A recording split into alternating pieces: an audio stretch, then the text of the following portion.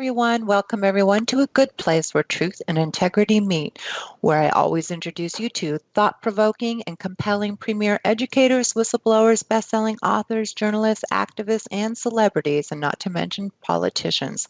They all have one thing in common: they are people of truth and integrity, and many are considered modern day heroes. And we have a very, very special show today indeed. And so, let me tell you a little bit about my guest. For more than 40 years, Michael D. Brown has been involved in many local and national political campaigns, including 7 Democratic presidential campaigns, and Senator Brown has been involved in the past 11 consecutive Democratic national conventions, including being a Barack Obama superdelegate in 2008 and 2012, and a Hillary Clinton superdelegate in 2016.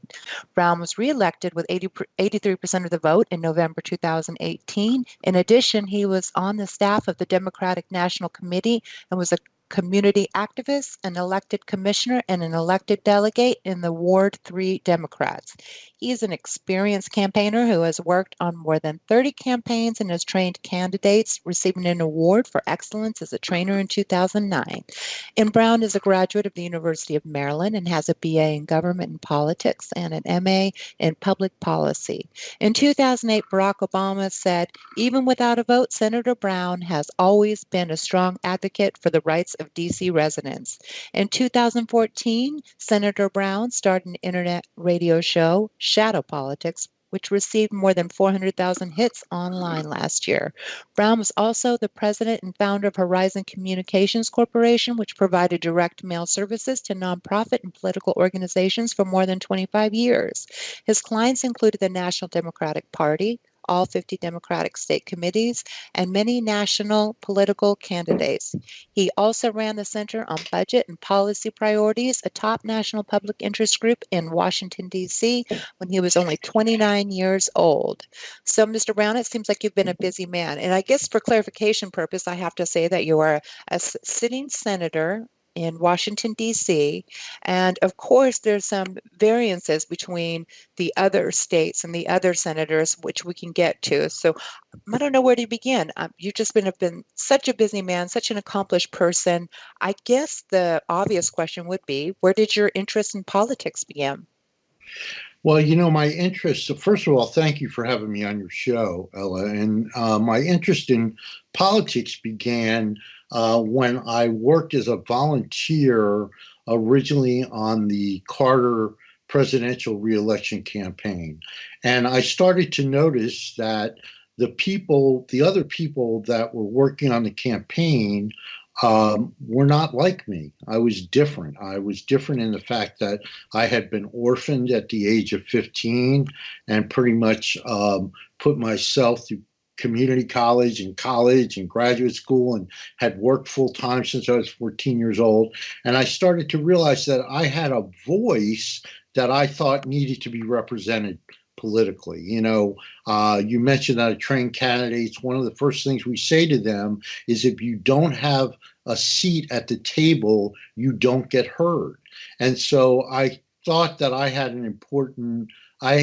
something important to offer, and I've always felt that.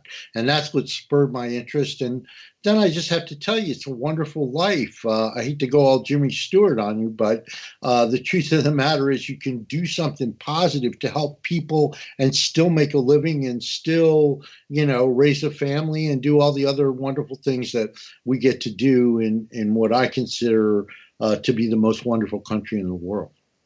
That's interesting because so many people have this negative perception about politics. Well, one of the most brilliant things that I ever learned in politics, I had a friend who had one of those calendars, that had a saying for each day, a clever saying for each day. And when he left one of those days on my desk, and it said, "Don't ever forget that the cream always rises to the top, but so does the scum." And you know what? I find that to be true in politics. Some of the worst people I've ever met do this for a living, and some of the best people I've ever met. Mm-hmm. Well, what would you describe that you do at your job? Because, many people understand that in DC, for some reason, maybe you can explain why, the sitting senator doesn't really have a vote. You still have a lot of power, and there's many things that you've accomplished, but why is that? And I understand you've been fighting for that as well, trying to have that, to change that, I should say, in DC. Well, that's primarily my responsibility is to help fight that fight because in 1794, when I'm sorry, 1796, when Tennessee wanted to become a state and have the same rights everybody else did, they went out and they elected two senators, and those senators fought to make the territory of Franklin, the state of Tennessee, and they succeeded. And ever since then, six other territories have used that process to become a state. California, Alaska, Minnesota, Oregon. Six of them have become a state using what are affectionately referred to as shadow senators. So that's the tradition in which my office was created, to help the District of Columbia become a state so that we can have the same rights as everybody else. And the reason we don't have the same rights as everybody else is when the country was founded, uh, it was an experiment. Democracy was an experiment. They really didn't know how it was going to work. So there was an incident in Philadelphia when the Congress, people might know that the Congress met in different places before we had a capital: New York, Annapolis, Philadelphia. And when they were meeting in Philadelphia, uh, veterans from the Revolutionary War who hadn't been paid surrounded Congress in what was referred to as the Philadelphia riot. And Congress called out the militia, the state militia, and of course, the governor of Pennsylvania would not call out soldiers to attack other soldiers from his state. So the Congress ran and hid in New Jersey. And when they decided to form the District of Columbia and make it the national capital, Madison, one of the framers of the Constitution, said, we must be in control of the jurisdiction which we occupy so that no state can control the federal government. They didn't understand that the state government was going to be subordinate to the federal government at the time. So that's how the city was first founded. It's remained that way. And today it's a partisan battle because 94% of us voted for Hillary Clinton. We are singly the most democratic jurisdiction in America. We've never voted for a president who was a Republican. We have no Republican elected officials. So it's become a battle between Democrats and Republicans basically don't want two more Democratic senators. Okay, well, thanks for explaining that. So, what can you do in your position? I kind of went over it briefly. I'd like to hear what your day looks like in your position. Well, unfortunately for me, my day looks like I do whatever I can do. I try to get the word out. That's why I have my radio show, because we found out in a survey many years ago that 80% of America doesn't understand that we don't have the same representation they do. Why would you understand that? You know, it's kind of counterintuitive to think that the capital of the world's greatest democracy lacks democracy. So part of what I do is try to get the word out. 2 days ago, I had my 18th opinion piece in the Washington Post, for example. I do a lot of that. I do a lot of writing and showing up at events. My wife likes to say that I will show up for the opening of an envelope. You know, no matter what it is, I try to get out there and just get the word out. In addition to that, I lobby Congress to get on our statehood bill, which we have in both houses of Congress. Currently, we have enough members. We're two members short in the House of Representatives of passing a statehood bill. We have 116, I think, 116 co-sponsors. I'm sorry, 216. co-sponsors in the House, and we have 33 co-sponsors in the United States Senate. So we lobby them to get on our bill, because all it takes to make the District of Columbia state is for both houses to pass a statehood bill and for the president to sign it into law. So I'm a lobbyist. I'm a PR guy. I do whatever I can to try to move our fight forward. Okay. And what was the next question I had for you? This might be a little bit redundant. Let's see here. What do you really like about you with what you do? I mean, it may be redundant, but maybe there's something we didn't cover. What is it that you enjoy the most about your work, I should say? Well, I mean, this is going to sound trite, but it's so true. I'm a people person and I love campaigning. I've campaigned my whole life. And that's why I got involved in this in the first place, because I said to myself, these when people don't understand what's going on in the District of Columbia, they need a good campaigner to get the word out. So that's when I'm at my best, I think, is when I'm in a room full of people talking. My wife says that I have a God-given gift for shaking hands and kissing babies, and as long as I never get too confused, I can continue to do it. So that's really what I love most, is actually touching people, and I'm very honored sometimes that I get to do some of the things I've gotten to do. I've been a college commencement speaker. I spent a whole day with legendary newsman Dan Rather. I get to speak to veterans groups. I just gave a speech to the oldest Boy Scout troop in America, over 100 years old, and I myself was a Boy Scout at one time. So I'm very honored by many of the things I get to do. But the thing I love most is the contact with people, talking to them, hearing what their problems are, and just interacting. Mhm. So you're in your particular case, you enjoy that because I sometimes I do. sense that it seems contrived. I remember being in Los Angeles and meeting a senator, and I just sensed it was phony. So I'm glad to hear in your case it's genuine. Well, it can be phony too. I mean, there's a lot of pressure on politicians to give the right answer and act the right way. So it can be phony and it can be contrived, and people should be aware of that.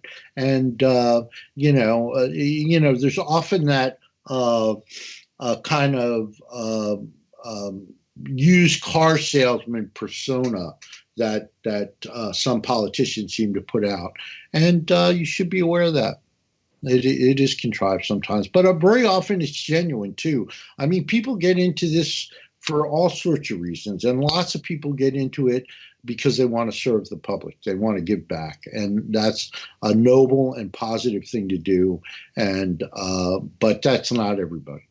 Mhm. And I imagine that the monetary, as far as a sitting senator with the ability to vote on matters, I think they make like $175,000 a year. And it seems like they live beyond their means. So I'm not sure how they're able to acquire additional funds. I don't know if they just invest their money well. I'm not sure how that is. Well, I'll tell you a secret. First of all, the only thing money can ever do for you is make you more powerful. I mean, beyond covering your basic, everybody needs money for food and shelter and the basic necessities. But beyond that, it's just a matter of power, right? Instead of driving a Ford Pinto, you might drive a Mercedes Benz. It's a little nicer and still gets you the same place at the same time. But political power, well, that's mainlining power. That's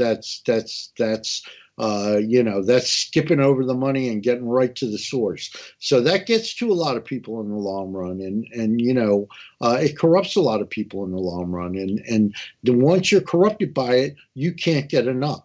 Now, in my case, I'm not paid. So it's not a problem for me. I don't get any salary at all. I do this all out of my own pocket. Hmm. Yeah, that's what I was reading, and that was the difference. So we know that you have pure intentions, and we know that money is not buying you in any shape or form. And you know, at first, senators didn't get paid. They got like a stipend of, like $3 a month or something. So, maybe that's not a That bad wouldn't go far idea. in this day and age. Yeah, well, maybe we should go back to not paying politicians. I don't know. That might be a positive thing. And because I don't think most of them do it for the money, but once they get in, there's so many easy ways to be corrupted. And I'll tell you what, this is my own personal opinion, but you want to get corruption out of politics. First, you got to take the money out. And second of all, the best thing you could do is make congressional terms. If you want good congressmen, make them 4 years. Don't make them 2 years. All these guys do is campaign. They're always campaigning. As soon as you're done with one campaign, they're raising money for the next campaign. Make terms long. Don't worry about term limits. Make terms longer. I have a 6-year term, so I don't have to worry about campaigning as much, and it takes a lot of the pressure off. And also saves a lot of money. Saves a lot of money. That's a When good I was point. at I the never realized Democrats, that about how they're campaigning already for the next election. So that's really interesting. Yes, and over $100 million has been raised already, way over $100 million. When I worked for Carter, I think that we raised less than $100 million, and Obama and Clinton both spent $1 billion. Wow. Yeah, that's a lot of money. Yeah. Okay, so if someone was interested in doing what you do, what advice would you consider giving them? Well, I would first of all tell them what my grandmother used to tell me: be careful what you wish for. It's really a tough job, and it's hard work. So I would get some experience. Lots of people jump into this with very little experience. They think that because they've run a business or because they've done something else in life that they can do this. That's not always the case. The second thing I would say is develop a tough skin, because people will say horrible things about you. I've had my children call me up crying over stuff they've read in the newspaper about me, and those would be the two most important things. And then also, think about what you're doing. If you ever want to have a history career in politics, think about what you're doing now. Be careful what you say on the internet. Be careful what you do, because it all comes back. And we tell people, I train candidates, and one of the first things we tell them is we say, look, if you've got anything, if you've got a DUI or you dropped a class in college, whatever you've done in life that somebody can research and put out there on you, get up front and talk about it and explain it to people, because it will come up. And even like when you think about Clinton during his terms, it came up that he had smoked marijuana when he was younger, and he said, "No, I did not inhale." And now you have someone like Kamala Harris going, "Yeah, I got high and I inhaled during college." So well, my favorite change. I think they wanted Puritans. It's bizarre to me. Yes, it is. And, my favorite quote from that campaign was a guy named Jack Germon, who worked for the Baltimore Sun, who said, I love Bill Clinton, but I can't bring myself to vote for a guy who's too stupid to figure out how a joint works. Because if you're smoking it and you're not inhaling it, you don't understand. So, yeah, we've come a long way. We've got 11 states now, including the District of Columbia, have recreational marijuana. So yeah, it's come. And here in Oregon too. Yeah. And Washington and Colorado, and I think there's some northern states as well.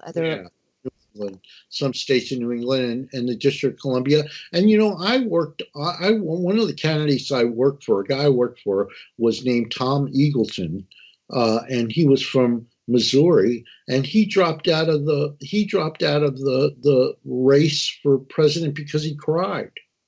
And people made that an issue. He had cried over some terrible thing that happened in his life. But imagine that. that you couldn't run for public office because you cried once? Having Actually, that all shows a tragedy. sensitivity. I would find that appealing because the person is probably capable of some kind of empathy, compassion, because he's sensitive. So that's very interesting. But I'm sure the men didn't look at it that way.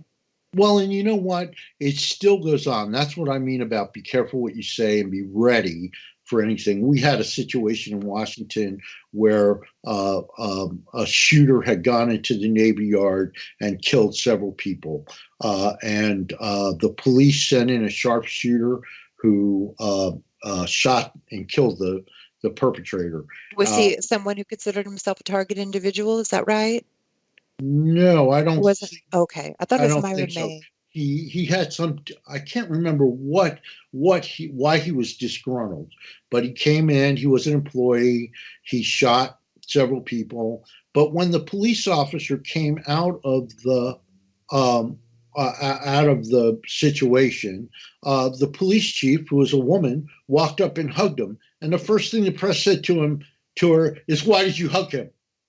And she said, "Because he looked like he needed a hug. He just killed somebody." I mean, so we still have this thing. It just seems so bizarre to me that to ask that question. Of course, that's why, she tried to comfort him. She was his boss. That was the appropriate action. But still, we believe me, you will be asked questions that you won't believe if you're being interviewed by the press. I think he took an extreme, obviously that was very extreme. I think he was trying to highlight, bring attention to things that he felt were so important and people weren't Yeah, listening to him, yeah, something like that. yeah. Okay, so what do you think about what's going on right now? There's so much going on. It's unbelievable. Like I remember I used to watch politics to kind of wind down at night and fall asleep a little bit, and now it's like a soap opera. Yeah. It's just I realize I have to change the channel to like animals or something, but it's just unbelievable. And one thing before we get into further into the discussion, you were a Democrat. And then you went independent in 2014, 13. No, I'm still a Democrat. Oh, that's Uh, interesting because I'd read somewhere on an article that you right. had changed your political leanings to independent. I The guess that was it. reason the reason that we do this in the District of Columbia, and all Democrats do this that run for the city council at large, is because again, when we negotiated to have a city council, and that's what you have to understand, we've only had home rule for 40 years. Prior to that, the Congress actually physically ran the District of Columbia. They had a committee that acted as the mayor and the city council, and they passed all our laws. We're still subject to their control, but now we have our own elected city council and mayor. But before they did that, when they did that, they, as a concession, they made the Democrats promise that, or actually make a law that says that two members of the city council cannot be of the majority party. Two members of the city council cannot be Democrats. So, what happens is when a Democrat wants to run for one of those seats, which I did, they change to an independent. Then, as soon as they get elected, well, if they're elected, they have to remain an independent. But if they don't get elected, they change back to being a Democrat, which I did like 2 days after the election.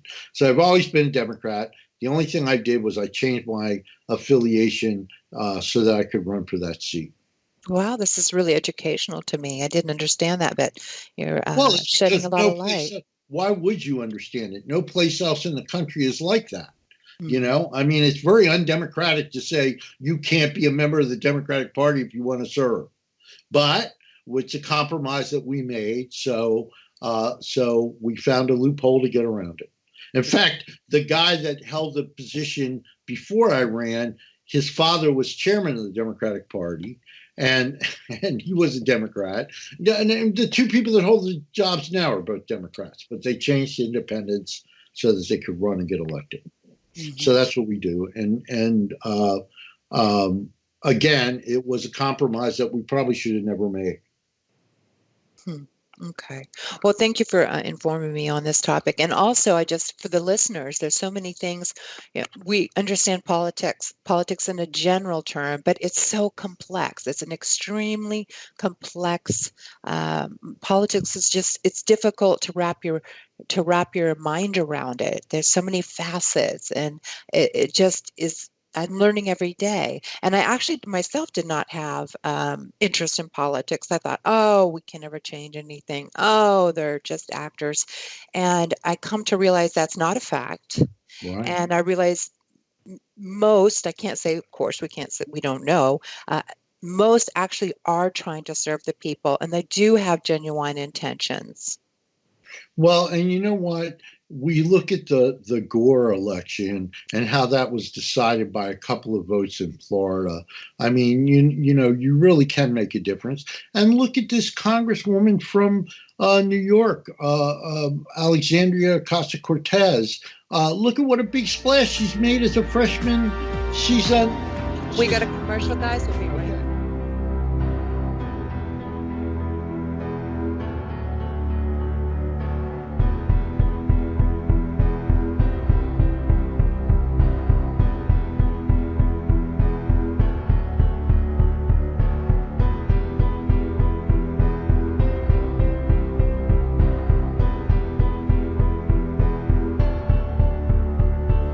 Well, welcome back, everybody. So, in case you're joining us late, I am here with sitting Senator Michael Brown, and he is working in Washington, D.C. And before the break, we were talking about the lovely Miss Cortez from New York.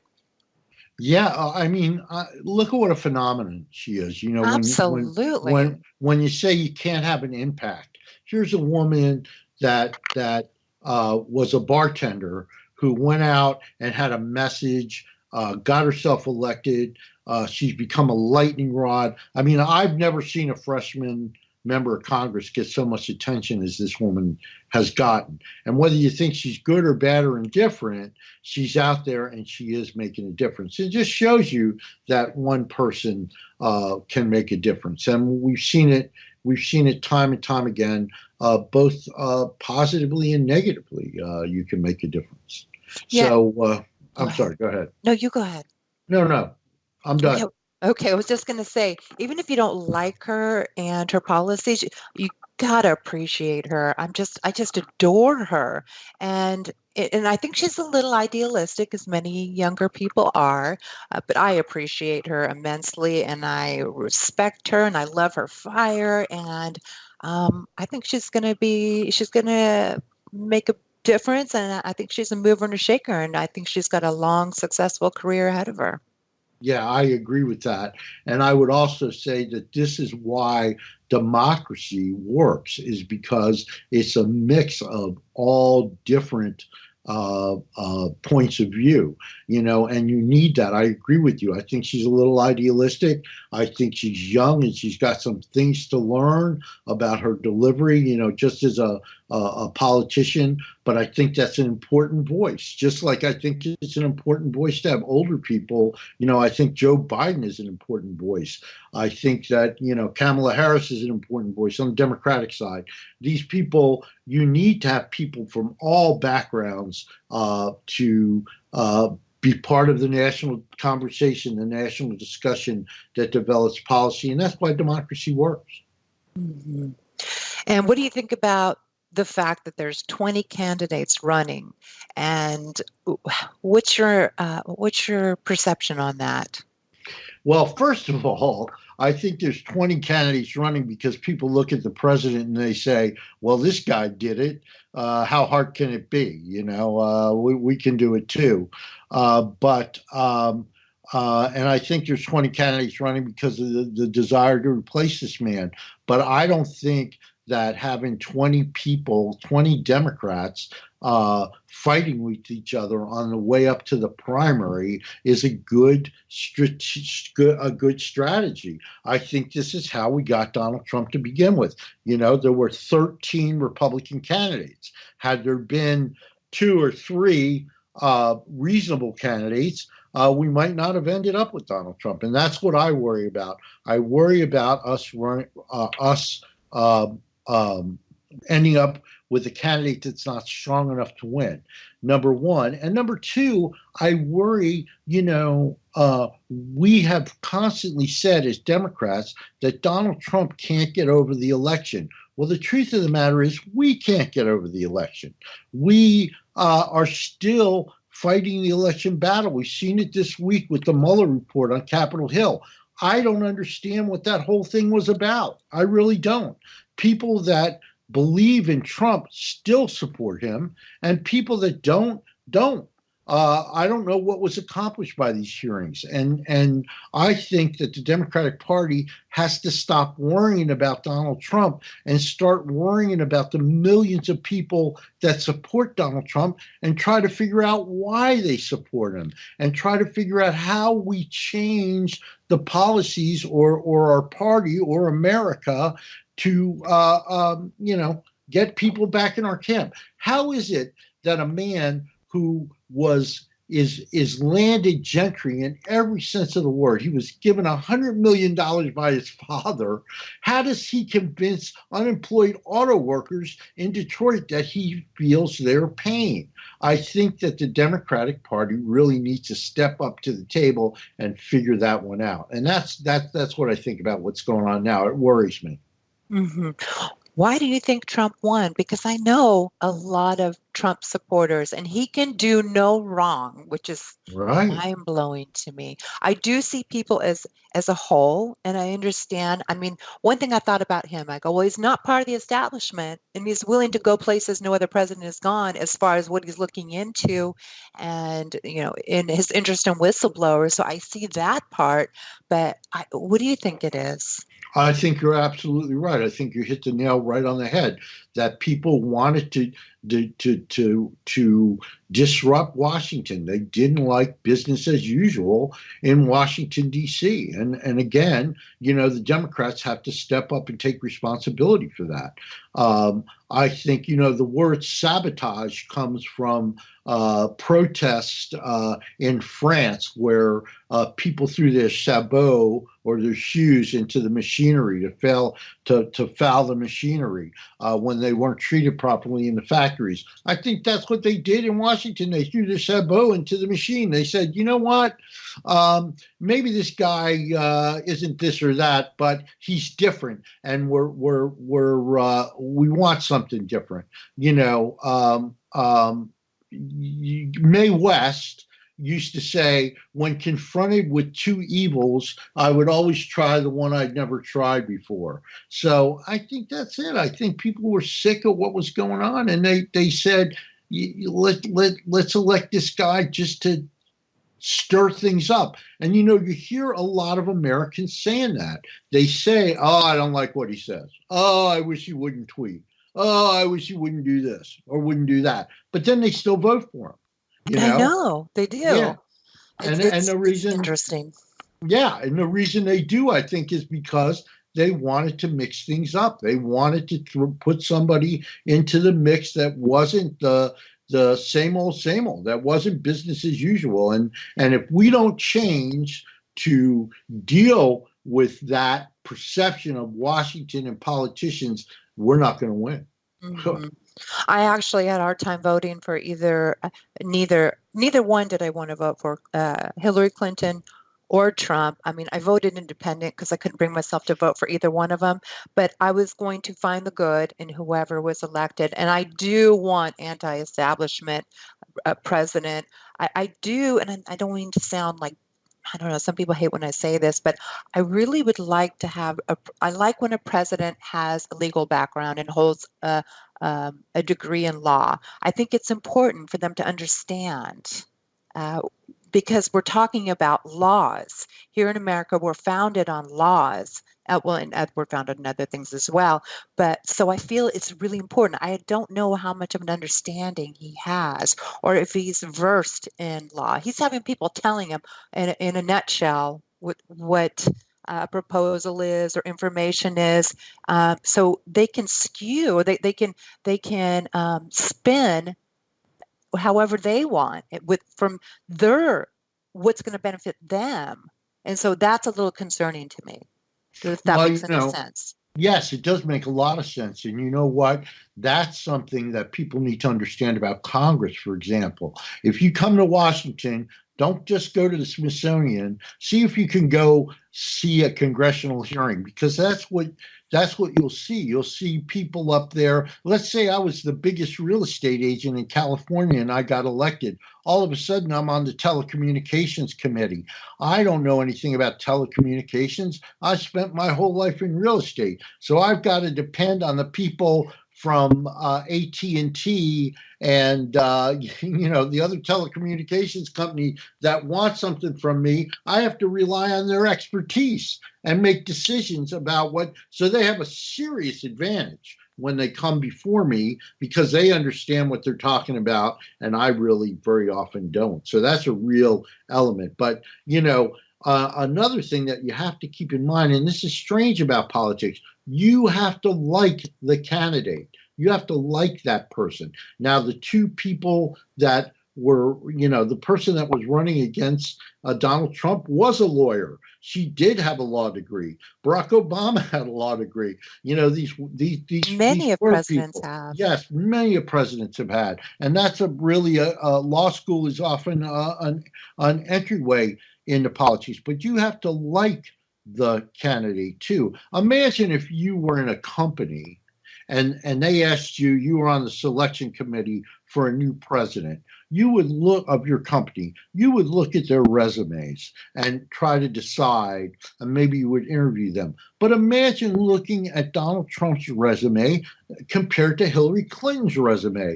Hillary Clinton, Secretary of State, in the White House for 8 years, senator from the state of New York. She had the a classic political uh, uh, resume. Donald Trump, real estate investor, but he gets elected. And why is that? It's because, and to a large part, I think people did not like our candidate, and they did not. She represented many of the things in the Democratic Party that people don't like about Democrats. For example, we talk down to everybody, right? Liberal Mhm. Democrats, we talk down to you. You're too dumb to realize you don't want a gun. Let me explain it to you.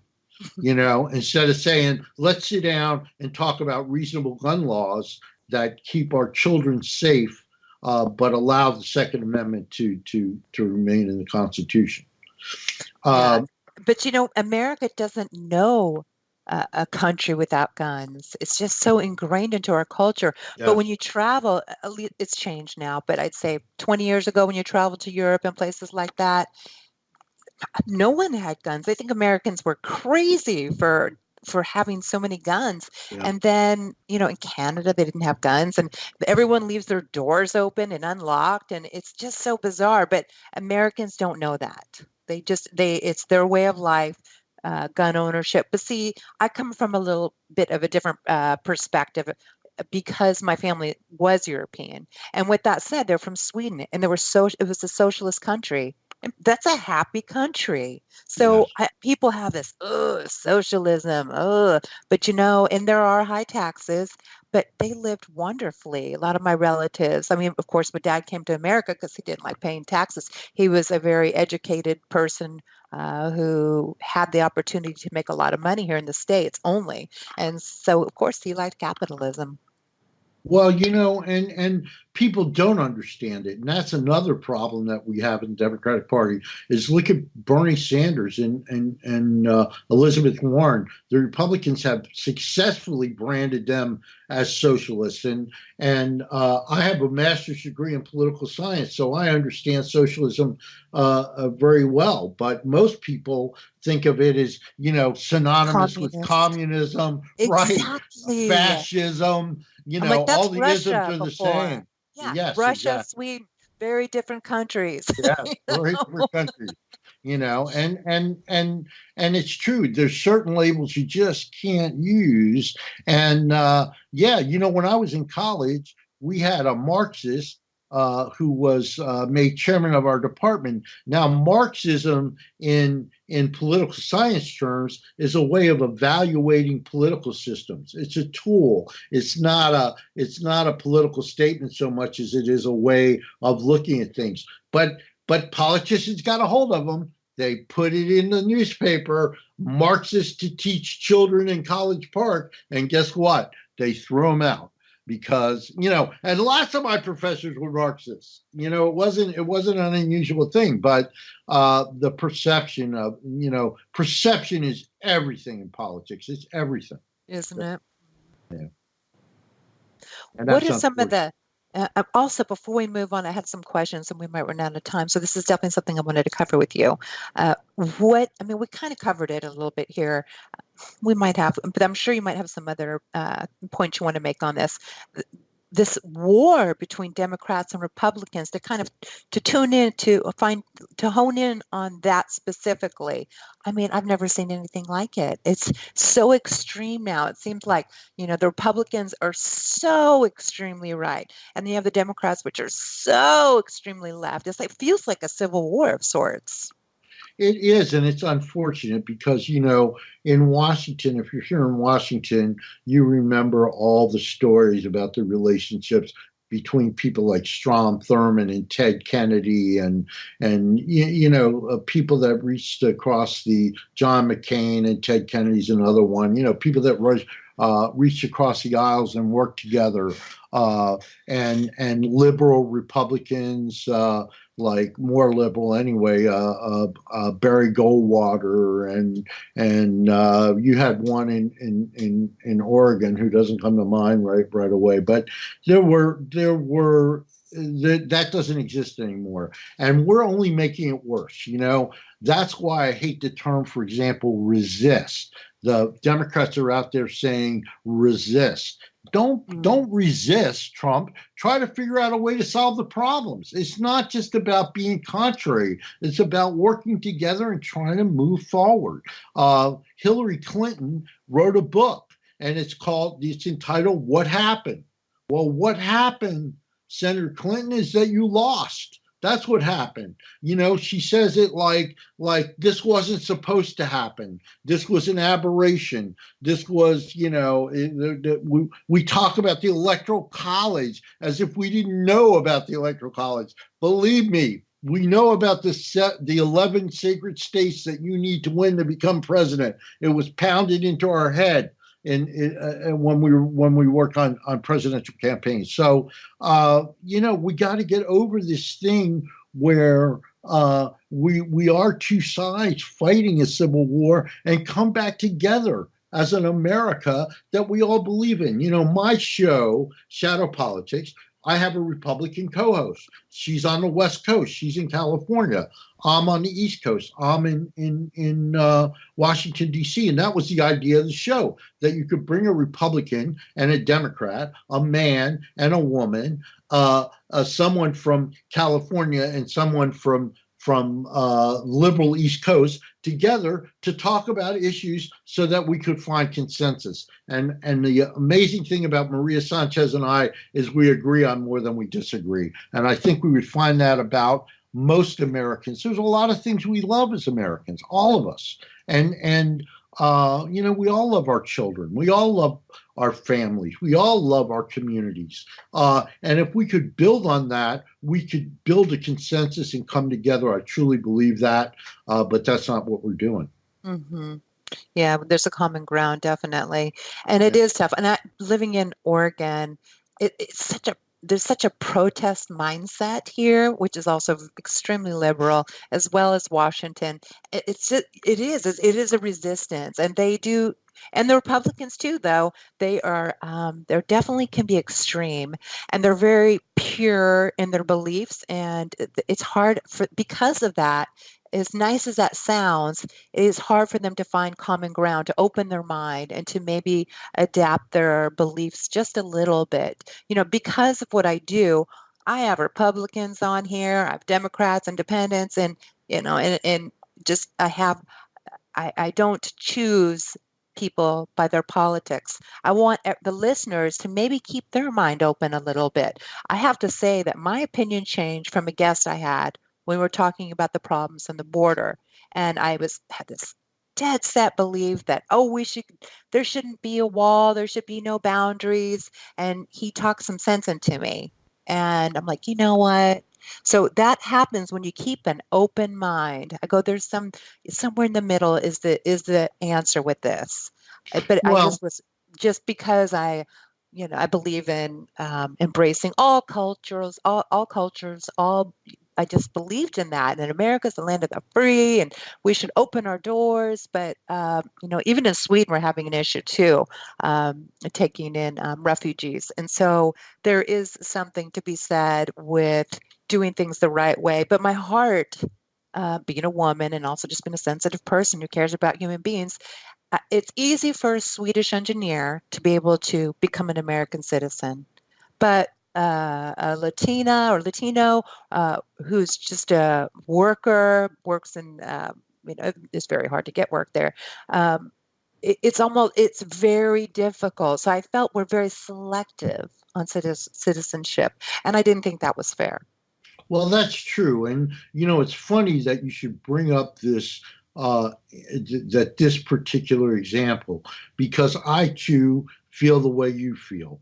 But I have friends, actually, one of my dearest friends for many years, a former campaign manager for my campaign, grew up in a border town, Douglas, Arizona.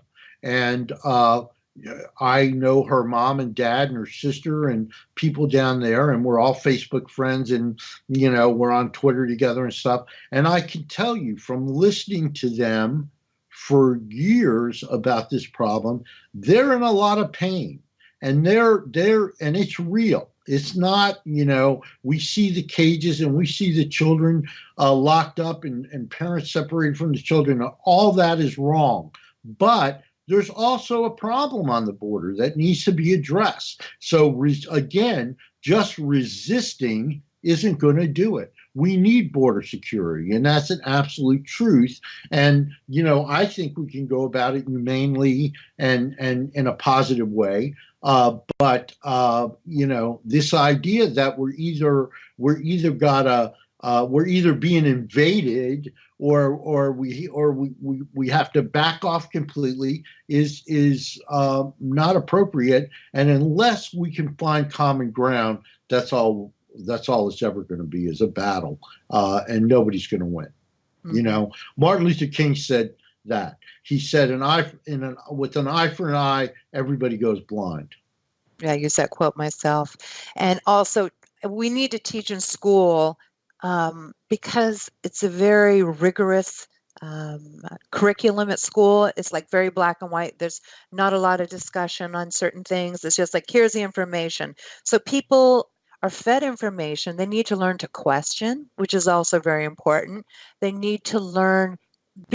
Because there's not a lot of discussion on what's being taught. It's taught as facts. And I think that gets wired in a human being because I've analyzed this. Like, why aren't people more open minded and willing to hear different opinions? And so I think it starts in the school. And so questioning is really important. But teachers don't want to be questions. It's like, this is the information. This is the way it is. And stop asking these types of questions. And then also teach a little bit, maybe in the same classes, maybe in some of these social science classes or social studies, just about keeping your mind open and maybe readjusting your opinions and teaching kids compromise to some extent. And I know that sounds kind of like, that sounds odd to do with children, but I think it's so important. It's going to make the rest of their life more effective, and they'll have more higher awareness. There'll be more involvement in politics and causes if they can just implement that some way in some regards. So I know it's education that's very concerning to me, what's going on. And I'm kind of going into my own issues. What really is just really bothering me, it's how much teachers are getting paid. Where's the money for the schools? The most important place, everything starts in the schools, and then the healthcare. I mean, I don't know. What's your opinion on healthcare? Well, we're actually kind of running out of town. I want to focus on you because we're running out of time, and I hope you come back sometime and we can Oh, I'd have a love to. further just yeah, me too. I'd really love to speak to you again.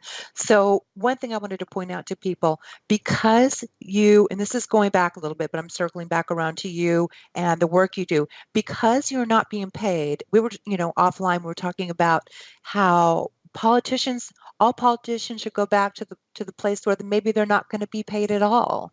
And I agree with that because you're not taking money. And so you don't have to pander to constituents. And so I think that is something, a very valid point.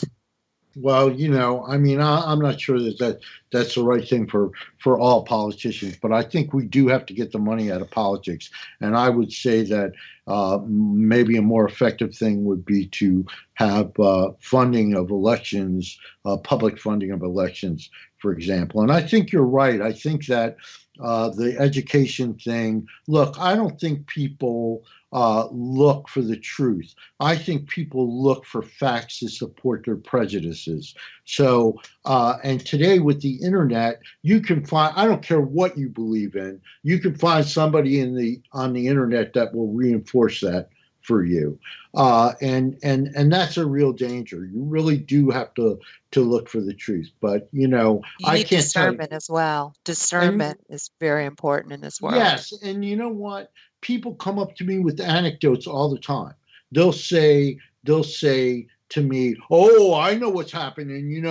There was an illegal immigrant living across the street from me, and they did this and that and this and that." And I'll say, "That's one person. That's one person out of millions of people. You can't extrapolate from that example." But that's Exactly. what people do all the time. And you know what? That's another problem with keeping our minds open and coming together on common ground. We got to find common ground. And Common I'd be ground. willing to bet right now, if I asked you if you loved America, your answer would be yes. My answer is yes. Most people's answer is yes. So let's build on our mutual respect and love for America to make America as great as it's always been, to keep it great, Well, not that's a make it great greater. point to end on. Well, I do look forward to having you back. And where can people listen to your show, your Well, broadcast? I'm on BBS Radio. That's BB, like Boy Boy Scout Radio, every Sunday, 7 p.m.